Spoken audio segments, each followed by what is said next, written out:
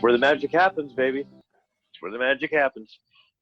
How you doing over there in the other side of the world? I am. You're doing all right? I'm chill, yeah. Good. Super chill. You're a good chill? Yeah. Good.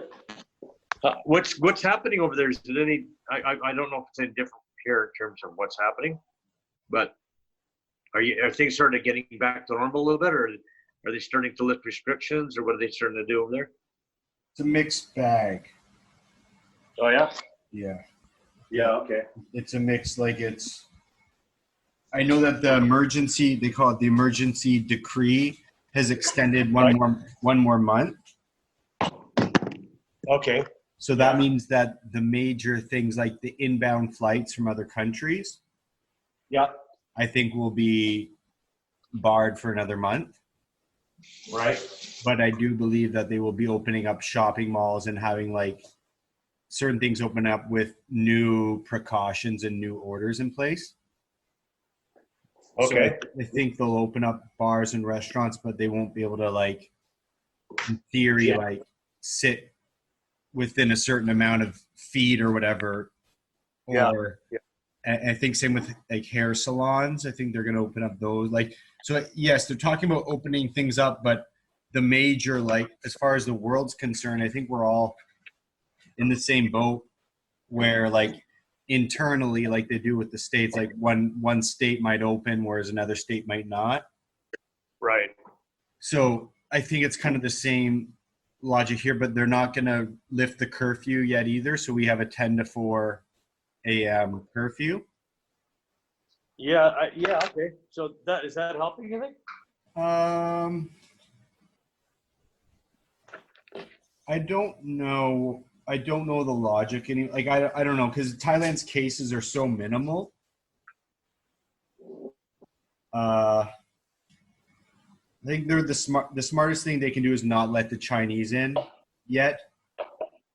Right. Because, or anyone fine, so then just draw the line across the board. And I think that's probably smart, because I don't think Thailand has the ability to monitor who's coming in and out. Yeah, that's not their. But they're not good at that. The smaller things, having a curfew, I don't condone it, but I don't understand. I don't know in the beginning I thought, okay, smart, cool. If they can do it and pull it off, at least they don't shut down, at least they don't put 24-hour curfews or 48-hour curfews where you can't leave the house at all. Okay, yeah. So I could, but it doesn't really affect me personally, but I'm just thinking about it overall, okay, I don't really see, but they're talking about opening up parks which I think is really smart. I think everyone should be doing that. Not being able to go to the park seems so absurd. Because it's outdoors, right? Yeah, right. That doesn't make sense. Or it's kind of like golf courses should open up pretty quick here. Right. They stayed open in Florida and Arizona because people are physically distanced there already. Yeah. So there's those kind of things like that. Yeah. So I think they'll do golf courses here too. But I think the guys that have been doing research that I follow, they're coming to conclusions it's more harmful staying inside than going out to the park. Oh, really? Yeah. They're going out and getting fresh air is good for your immune system and good for your immune system. So that's to be stuck inside with potentially recirculated air and it makes more sense not to go to a crammed. They're not saying go to a rock concert, right? But not for that to kind of be forbidden. Don't go to the parks. It's oh, come on. I think in the beginning, I'm all about it, but now it's okay, we gotta open that kind of stuff up. If anything first, so okay, go outside, stay away from people, but go outside, get fresh air, don't get stuck inside. I think for a lot of reasons it makes sense. Like, you don't want to keep people inside forever or for a prolonged period of time. No. But what happens though if the kids are at the park playing with each other and then they get, the viruses from each other and take them home? That's what people would worry about. I think you really just got to be like, that's why they're having, like, they're saying like, hey, we'll open bars and restaurants, but you can't sit next to each other. Yeah. Right. Yeah. So then in theory, you're hoping that there's going to be some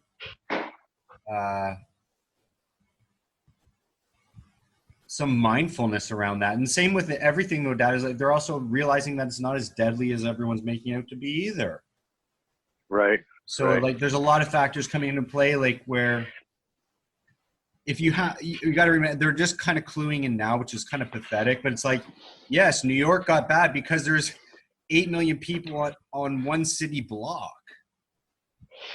So like when you have a place like Ontario, as Bangkok, right? That's the same as Bangkok. That's the same as Bangkok. But you guys aren't getting sick, so what's the difference? It's got to be the heat. Yeah. But before we continue, because London's bad. Yeah. We talked about this last week, so I was going to hopefully we can digress because I'm already recording, right? Okay. And I wasn't compelled to even upload it. Oh, really? Okay. Well, I will, but it was just like us bro sciencing over the coronavirus. You can call it that. Okay, I will, and I'll upload it, but I don't Yeah. think we need round 2. Yeah. Do you? No, probably not. Probably not. It'd be more like, where do we go from here now that all of our children have grown up? Yeah. So what now? Like where are you thinking? If you're going up from here, what do you want to do? Like, what do you want to do? What do you want to see? What do you think is happening, and what do you want to see happen as we move ahead? Like, what do I want to see as I move ahead? I'm gonna say I'm hoping with some sense of excitement, I suppose, that there's things are looking up in terms of how we treat each other coming out of this. I think it helps me to have a little perspective on what's important. I think, trying to do my part in making this thing better, making do what I can to be helpful. And I think that's I think it's good. I think it's happening. I think it's I think people are starting to get their priorities in order a little bit. Like we were the world's so heading into this virus. I saw so much division and we have to take care of, each other, I think is really the one thing that I think is stands out the most for me coming out of this. What does taking care of each other mean? Well, okay, so there's quite a split between the haves and have-nots, and I think there's been when you look at what the healthcare workers have had, the stress that they've been under, and the empathy that people have for that, and the realization that the people living on the streets and there's been a big outreach to help people everywhere. And, really by helping other people, we're helping ourselves ultimately as well. But I think there's more of an awareness of that, more of awareness that helping each other is really helping ourselves. You know, the fact that this virus just goes, you know, and goes wherever it goes, and we have no control over that. But what we can control going forward is to make sure that we come together as a unified planet to some degree to help prevent it from happening again. I don't know if that's even possible, but I think we need to try. And if we try to do this as a planet per se, as rather than, you know, individual countries, like keep those people out of here and these people out of there, and I don't know. I feel like it's because it could start anywhere, right? The virus could start anywhere, it could go anywhere, and I think so. We have to be a unified force in terms of, you know, preventing, you know, in dealing with situations which, you know, might lead to viruses like this happening again. Like, deal with that kind of situation. Look at where, you know, look at what we need to do. And so, you know, because of the fact that we're all, you know, members of planet Earth, and we all have, you know, a role to play, I think, then, you know, if I want to take care of myself, then what I got to start doing is start taking care of the guy next door. And I got to take care of the, you know, we got to make sure that we, you know, that there's no places in this world where things are so filthy and awful that it's going to be a continuous breeding ground for viruses moving forward, because those viruses are going to be all over the world, and we have to understand that. We have to go to those places where there's, you know, filth, and clean that up, you know, and everybody has to take part in that. You know, because I think we're finding out that there's nobody immune, no country immune, no person immune. So that, I think that's kind of what I get out of it, is that, you know, there's the only way to do this is in a united way.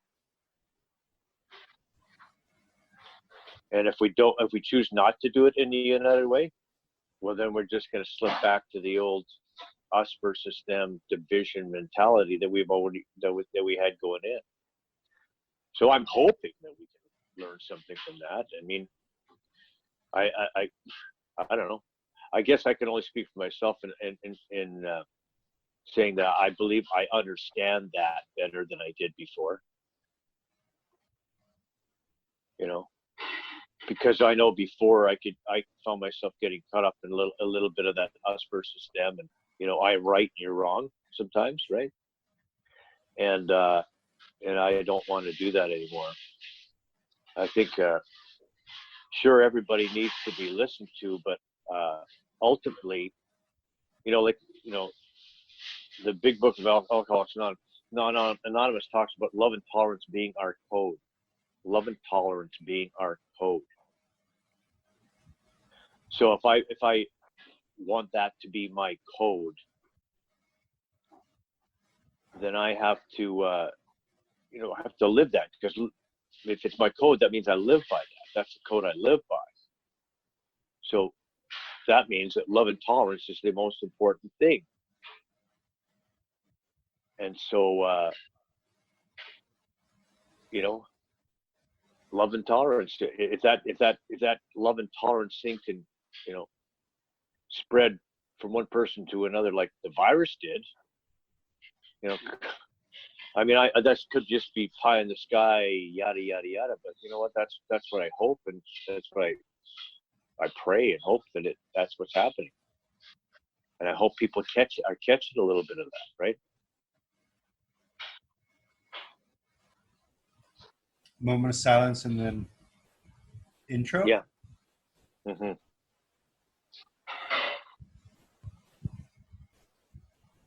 God, Grant us the serenity to accept the things we cannot change, courage to change the things we can, and wisdom to know the difference.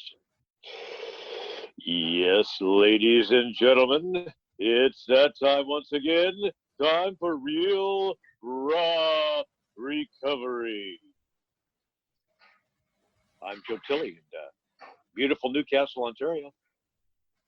I'm Tyler Tilley, Bangkok, Thailand. That's where the magic happens, baby. That's where the magic happens. Like it's quiet and then it makes a little bit of noise and then it's quiet again, then makes a little noise. Is that how it works? No, maybe you're just hearing my brain. Yeah, it could be. It could be. It could be the the wheels turning in your brain. Yes. That's what I'm hearing. Yeah.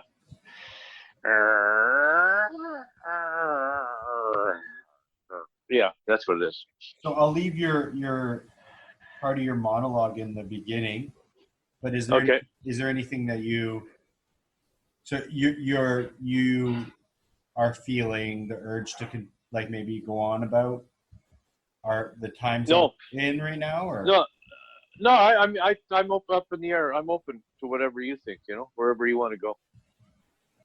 Like it's there's nothing about what's happening today that I'm finding really difficult. But okay, so I'm just I only have my own perspective and where I'm coming from. But there's nothing that's going on that I'm finding really difficult. I'm to me it's like business as usual, right? I'm making contacts with people through Zoom and doing stuff like the sports show through Zoom and going to meetings through Zoom and talking to sponsees and stuff like that. FaceTime, one-on-one on FaceTime, and I find it's really well, we do have like a schedule kind of worked into our day of times where we talk to people and work with people, and then other times when we get together to do some exercises and walks and things when we make dinners and lunches, and so we have a good schedule worked out, and it opens us gives us the opportunity to do a lot of recovery, do a lot of recovery period. I mean, work with others and go to meetings and hear meetings that we wouldn't normally hear and see people we wouldn't normally see and from all over the world, really. So that's kind of like it's a really kind of a good thing. I can see how it might be difficult for somebody just coming in because they're, they don't know what's going on. But once you latch onto this the Zoom meeting business and you get into it, like I'm in and out of 2 or 3 Zoom meetings a day sometimes. And I mean, on the weekends there's conferences on Saturdays and Sundays where they get one terrific speaker after another. Either talking about a specific step or just telling their story, but they're just like one after another, and you can pop in and out anytime you want, and it's I think that part of the if you're looking for it, I mean, the opportunity for getting some like a real good boost to recovery is probably never better than it's never been better than it is right now. That's I mean, that's my perspective from it. And I know that I know some guys, friends of mine, who haven't been going to many Zoom meetings for whatever reason, just whatever reason, it doesn't matter. But I think that's too bad the way I see it. It's unfortunate because I feel like I feel like it's an opportunity. It just really is an opportunity to be absorbed. Like there's like taking lots of meditation time and prayer time and meetings, Zoom time, and this is a time for me to expand my spiritual connection, and I think that's what I'm doing. And I think it's as a result of that, it's been a positive thing for me. And so again, I think that in the bigger picture, it could be a real positive thing for the planet, you know, and so maybe, yeah, it just doesn't matter. Just all I can go by is my perspective and the way I see it, and that's the way I see it. Do you believe that perspective is I think the term is part and partial to how you want to see it? Well, it could be tied into that. Yeah, it could be tied into that. But I think it's like I What you read subject something yourself today. to? Yeah. I read something today, and it's from one of the stories in the book here, and it was it says.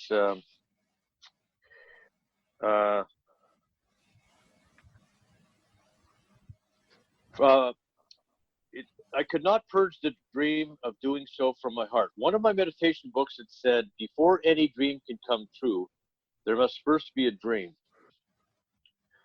And was talking about this guy in the book who lost his pilot's license and wanted to fly again. But before any dream can come true, there must first be a dream. So, you know, like if I focus my attention on what I want to manifest in my life, right, like Maddie's book tells us, Drawn Dreams. If I focus on what I want to see, what I believe is gonna, like if I have that dream and I start to try to manifest that dream, I draw it, I think about it, massage it, and spread the word about it. Then that's what I think I can help make happen. Right, I can help make that happen. And so, and I don't know how this is going to unravel. I don't know how fast this is going to happen. I don't know, you know, what it's going to take, and I don't know if everybody's on board with me, but probably not. But that doesn't matter. What I could do is in my own like little life circle here is continue to focus on that and continue to manifest that in my own life, and to see what can I do to spread love and tolerance.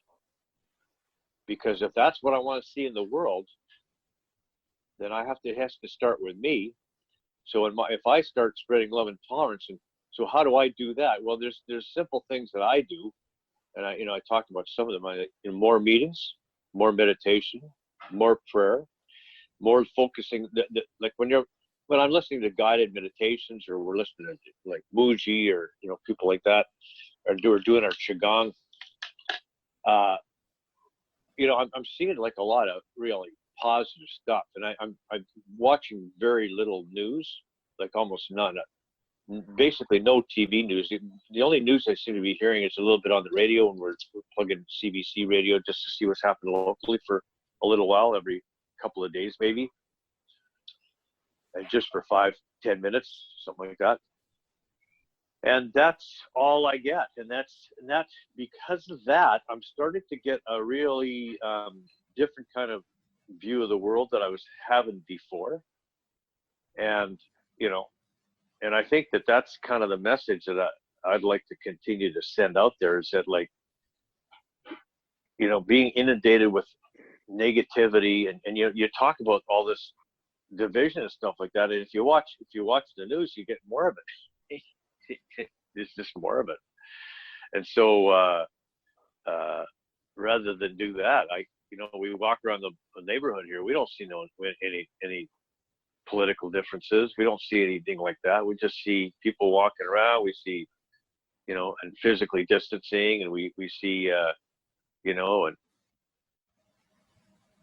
talking to you and Maddie, and we're not talking really about politics. We're talking about other things in our life, and and we're trying to work on some creative stuff that's going on. And as a result of all that, I believe, like, I feel better.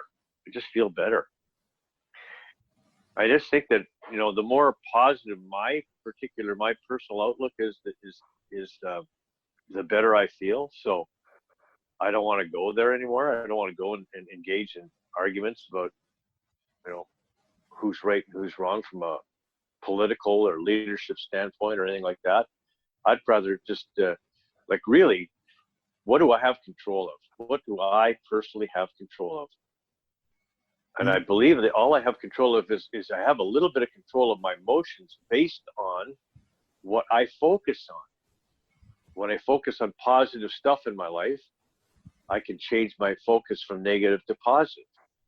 When I focus on negative stuff in my life, the reverse happens. So it's imperative for me, if I want to feel better, is to focus on the positive things around me that are going to make me feel better. And then I can, you know, share with my personal experience with doing that with those around me, and let them, you know, do whatever the hell they want. But that's what, you know, my experience has been, when I start focusing on what's positive, I start feeling better. When I start focusing on other things, news and strife and division and all that other stuff, and who's wrong and all that other stuff, then I start feeling bad, right? So, you know, what's my choice going to be? And because there's so much opportunity now, oh, there's a hawk. That's an owl right there. Owl just flew by. Holy crap. Holy crap. That's brilliant. An owl just flew, looked at our balcony, and then flew over the building. Just now. How do you like them apples? I thought it was a hawk, but then I looked at it, had the big head, and he was an owl. He looked right at me. That's crazy. Oh, hey, Spence. So I guess he decided to drop in on our conversation. Interesting. So yeah, so there you go. I think that's in a sense, I'm kind of I mean, probably these ideas been going through my head for a little while, like little bits and pieces, and it sort of like feels like it's yeah, that's what it comes down to for me. That's what it boils down to. That's where I'm at. Yeah,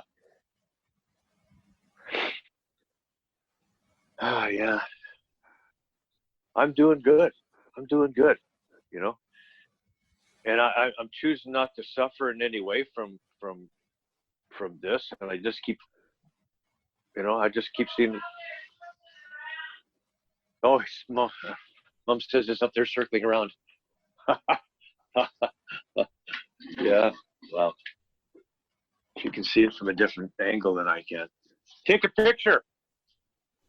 You know, I can't see it from this angle right now that we're down in this balcony, but he apparently he's up there surfing around.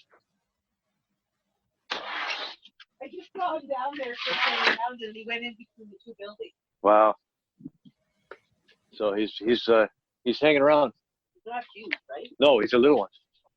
Might be a barred owl. Anyway, there you go. That's a fun experience for today. So what are you hearing from me, and what are you thinking from your standpoint? Well, what?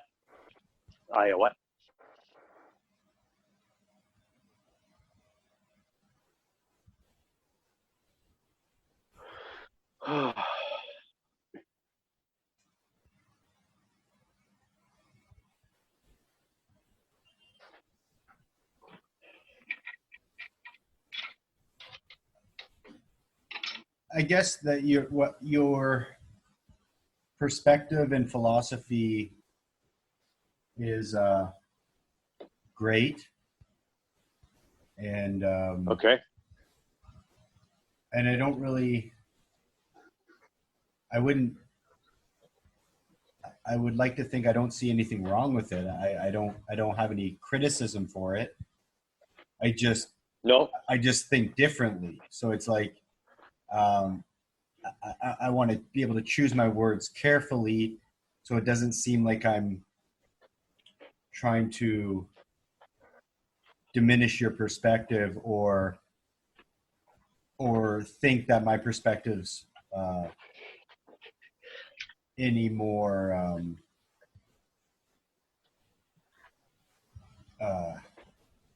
better. So I was Right. just hesitating and trying to figure out, like, because when I hear what you're saying, because I also like knowing, like, one of your pursuits of happiness is helping other men get on track, especially with addiction, right? Right. Because, and I hope this doesn't sound like criticism, but like when you just say, I just hope that the world like is better by me sharing like optimism and, you know, and wanting it to be better and praying it for it to be better, is kind of like aimless. So I guess that sounds criticism. I'm not, but that's just how I hear it. Okay. But that's why I jumped ahead and saying, but what I get from you and what I know of you is, which is not aimless, is actually guiding other individuals in changing their life around, which I don't see as aimless. And that's part of the magic of the program. Part of the power of the program is like, okay, we're going to change your life, and now we're going to give your life meaning by you helping other people get out of these depths of despair and finding a new path and a new connection to their creator. And I'm going to help you do that by doing what was shown to me, right? So it gives you that purpose and meaning and value to your community, and that's not aimless. Right. So Okay. when I heard you sharing earlier, it's like one thing that came out that was really evident, which is not aimless, is that this perspective really at the end of the day just makes you feel good. And then therefore you can say, I'm doing good. I feel good. I'm doing good when I think like this. And when I pick and choose what I put into my life and when I pick and choose to put into my scope. Right. It's interesting. And Yeah. so that Yeah. part I think is good. Just to go back, because it sounded like, to say aimless sounds a little bit demeaning. That I just meant when you're specifically going on about, but then to kind of back up what you're saying, but by you sharing your perspective and philosophy about the way that you pick and choose healthy things in your life and things that are uplifting, you can then pass that on to other people as well, which you do already by guiding them with a program of recovery. I think that where we differ is like, I really like the element of the serenity prayer where like courage to change things I can. So I like to put a lot of energy around that. I'm like, what can I change? What do I want to change? Where do I want to put energy versus just wishing and praying something changes? So like one of the things I was going to ask you, this is, I don't really need an answer right off the top, but like, are you going to get into politics? Are you going to really see where there's major global issues? Are your philosophies on what places in the world are dirty or are problematic, and that your ideas will actually solve their problems in reality? Is that plausible? Is that realistic? Is that something you're going to spend an ounce of energy on really, versus just, again, praying and wishing that positive energy gets over there and that some miracle happens and they change their ways? I don't necessarily like going down that road. For me personally, I don't give a fuck. I like if they bomb each other, eat dogs, whatever, like that. I don't care. Like it doesn't, I can't, I have no, and it's because I can't do anything about it. And the more you investigate earthly problems, it's like a never ending cycle of like insanity. And when I hear your solution is just to opt out. I'm going to opt out of all of that shit. I don't want to hear about the divide. I don't want to hear about the 130 million people that are going to starve to death because people are locked away in their suburban homes. It's like there's just so many elements. And so I agree with you in a lot of ways. Like, you got to pick and choose what you're going to put into your scope. And then, like, are you actually going to do something about it, or are you just going to flap your gums? Because, like, or are you going to wish and pray it away? And I know that for me, it's like, okay, I can, like, what do I really want to accomplish? What do I really want to do? And not to put words in your mouth, but from what I know of you, not even what you said today, is that, well, at the end of the day, I'm going to work with a new guy who is probably struggling with getting his life together because he's had a full life of addiction. And I think that is brilliant. And I think that gives you meaning, and you can lay your head at the end of the day and go, that was great. And I hopefully it was great for me. And I hope it was really healthy and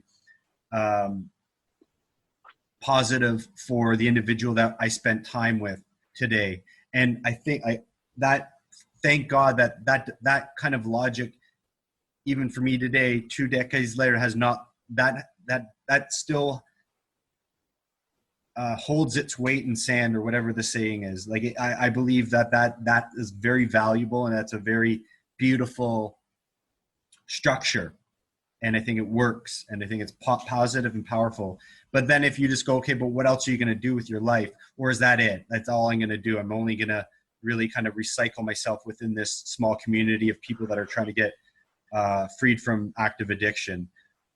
And if you decide, but hear me out, because if you kind of go down the road I'm going, is that's not my sole focus, and it's not my, it doesn't feed feed my whole animal. It doesn't, I like to pick and like, there are certain stories that will jump out at me that are very traumatic or very dramatic and very, let's call them even in the negative category, whether it's politics or global issues or community issues. Like, I'll feed off of that and see if there's anything that I can actually contribute in a solution. Like, there's a lot of people that are, a lot of foreigners here that are setting up food banks and food drives in the community in certain Thai cities, where it's like, there's a lot of people that are having a really hard time feeding themselves. So they set up these drives. They go on the internet. They say, hey, do you want to donate to this community? The money comes in. Then they go to the store. They buy all the food from the store. Then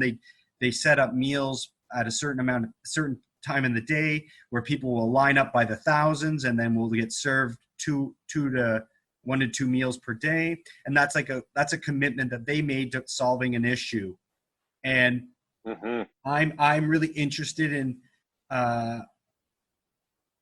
that premise. I'm not interested in setting up a kitchen, but I like how there's like a problem, and how are we going to solve it? And I'm going to commit to that. I'm going to commit to that solution, and I'm going to go all the way. I'm going to Right. go all the way. And I use that kind of philosophy for my own life, is like, okay, so I strip it down even more into my immediate surroundings. I've learned that not only can I not save everybody, I don't want to save everybody. That was a bit of a pivotal shift for me in recovery, where first coming in for the first decade, I was really focused, like, everyone can be saved and anyone can be saved. And I just kind of give my time without any sort of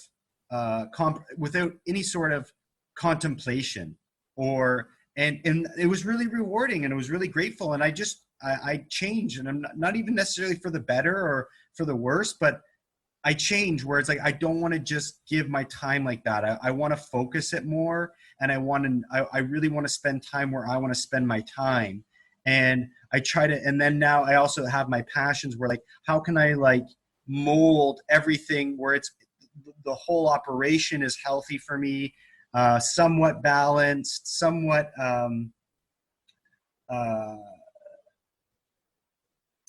really at the end of the day, it's all about meaning for me. Like, what brings me the most meaning? Not so much do I feel good, because for me that doesn't, having meaning doesn't necessarily mean I feel good. Meaning is almost deeper than surface level emotions of feeling good, feeling sad, except like for me it's a bigger purpose than okay, how can I get myself to feel good right now? I don't necessarily want that. That's not what I'm chasing. So therefore I don't pick and choose what I put into my scope at all time. Like I have a more broader scope of what I'm willing to digest and bring into my life, because I feel that's fuel. And I like to mull about all kinds of different things, and then I can put energy into certain areas in my life. So I have a bit more of, I don't want to say open mind, but I'm willing to kind of investigate things that would definitely be classified as unhealthy or crazy or bad. And so I like that. I get a lot from that, because I feel like that's life. I don't think life is teetering on one side or the other. And if it does, then I need to adjust that. It needs to be more down the center. So I'll leave you with that. Yeah, and you know what? I don't disagree with what you're saying. And I think when I, said that I want to feel good, what I think good is needs to be defined a little bit, like you said. It's like what is making it is what is feeling good is it's like really what it comes down to is what it's what it can do for others. Really, that's what is going to make me feel the best. How can I be helpful? Here in this situation we're in, there's people who live in this the complex that we're in, who can't go out for groceries, so we can do that for them. Just little things like picking up the tab for the person behind us in the drive-through lineup or whatever.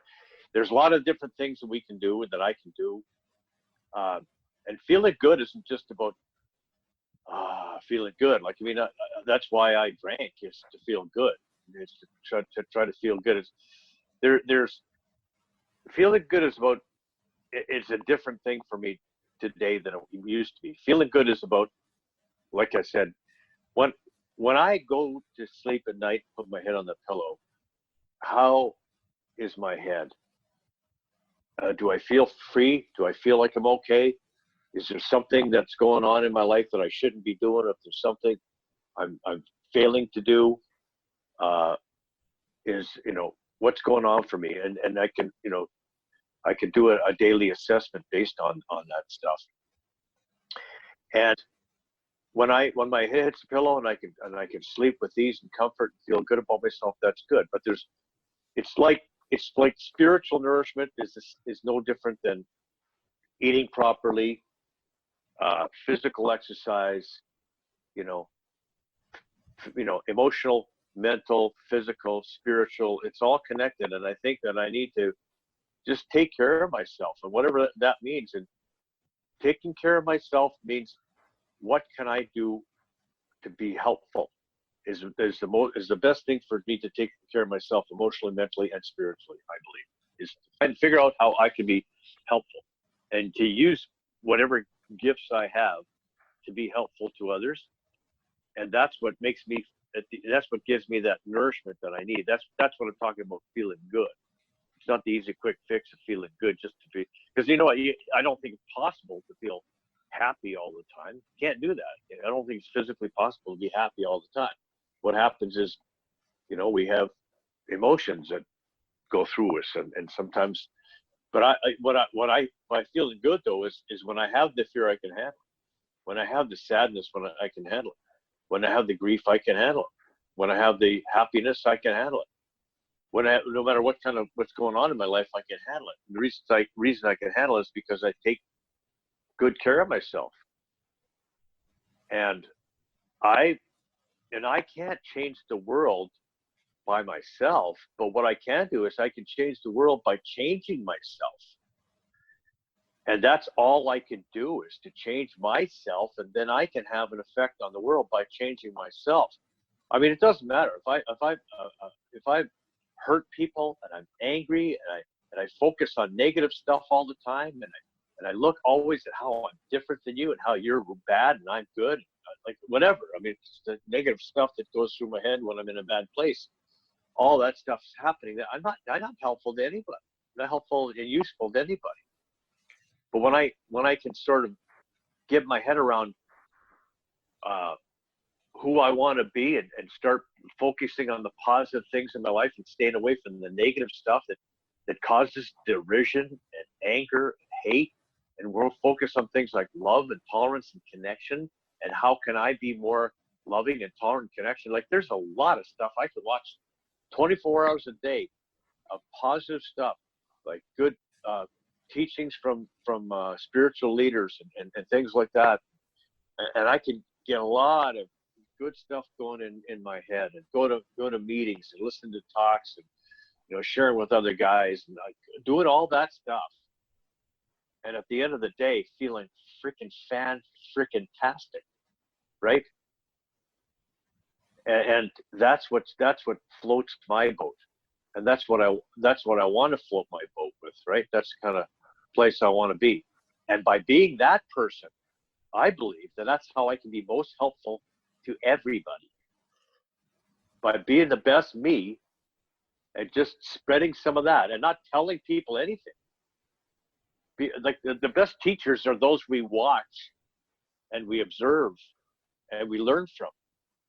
I don't teach people by telling them what to do. I teach people by doing, and being an example for others. That's the best way I can help others and teach others. Not to tell people what to do or tell people what's wrong with them, but to be the best person I can be, and to be a guide that way. And I mean, people aren't stupid. When you tell them what to do, they know that you're telling them what to do. They don't like it.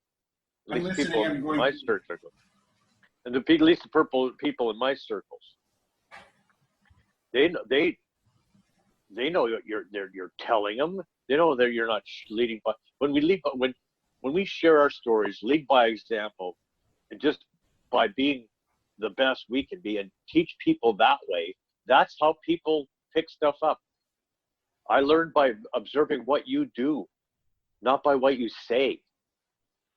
Right? And I watch you, and I can learn from you, and go, yeah. And I see something in you that I desire to have in me, and so I'll watch you and see how you do it, and that's how I learn. Right? I might ask you what you do to do it, and you might say, well, actually I do this. This is just really good meditation that I do, and it helps me to calm me down and whatever. And I can go, oh, okay, let me try that. Right? And so that's kind of like what I can learn and what I can do is by watching and observing. And so by me I believe that me going about my business, doing the best I can do, is the best way for me to be helpful. I get on a soapbox and tell people what to do, I'm going to turn people off. I'm going to have people are going to be angry with me. They're going to look for what's different. People, when I see somebody on a soapbox or carrying a sign, I immediately look at what's different from them than from me. I look at how they're different than me. When I observe somebody like being who they are, like living their life, I see more of what is in me that I can identify with. I see more. I can identify more with people when I just observe. When I listen to them, on their soapbox, I just immediately go to, well, not necessarily, but quite often I'll go to seeing how I'm different. I think I can be most helpful by taking care of myself, doing what I believe is best for me, keeping spiritually connected, taking care of myself emotionally, mentally, physically, spiritually, taking care of myself, doing what's best for me, and helping others is always going to be the go-to thing in terms of improving my spirituality, improving my emotional health. That's, I believe, is always going to be the case for me. So the more I can, but being helpful means being helpful by working with new guys, being helpful by, helping people that want the help, not getting on a soapbox and telling people what they need to, listen to, what they need to do. But by helping people that want to be helped, by sharing my experience, strength, and hope, sharing myself, what I've done, that's the best thing, the best way for me to be helpful. By and just passing that on, one person to one person. Anything, Dad?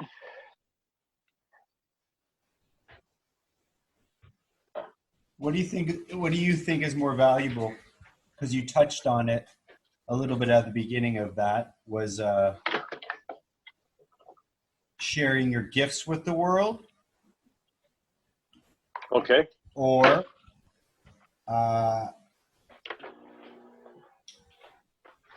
sharing the philosophy of AA with the world. Woo. No, you know what? I don't know. I think what I'm getting at here, and what I'm helping myself to understand by sharing this, actually, to be honest with you, is that whatever I'm doing one-on-one, and so if I'm sharing my gifts with the world, and it's having a positive effect with others, it's going to help me to feel good. If I'm sharing my AA philosophy one-on-one with somebody else, and I believe it's having an impact and a positive impact, then that's good. That's good too. So I mean, I don't want to say that one's better than the other. I want to say that both have value, and the most important thing is for me to be as legit as I can. Like, it doesn't do me good to be sharing my AA philosophies and living a life where I'm angry and spiteful and hateful and resentful and all that other shit. What good is that? I got to be real. I got to be sharing who I am. So, so that's why if it's legit, I think both have incredible value, and I don't know which is more valuable. But if you're sharing your gifts, your own personal gifts, and you're seeing that there's a positive impact by doing that, and because I believe that gifts are connected to spirit too, right? Like, we have gifts. I think the gifts are, like, for example, like they say, for example, your artistic gift is a lot of it's divinely inspired, I believe, and divinely connected. So by sharing that stuff, it's really good. But because you're sharing yourself, and that's why it's legit. If I'm just talking, again, like just the soapbox guy gets active, right? If I'm on the soapbox telling you how it's supposed to be, you're not going to listen to me, I don't think, right? But if you're looking for help and you're watching me, and you see how I live, and you see how I, what I'm all about, then I think you can look at that and say, I like that. I want to do what he's doing. Maybe, right? And maybe you'll do it. And I think that's what it boils down to, is how can I be most helpful? So I guess find your own way. Find your own way. Like, I guess the answer to that would be find your own way. Do you find that your gifts are helping people, or do you find that sharing the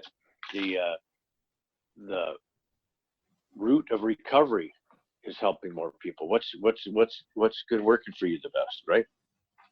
Ultimately, I think that's what you'll get your own answer. All ready to wrap it up? Okay. Okay. God, God. grant us the serenity to accept the things we cannot change, courage to change the things we can, and wisdom to know the difference.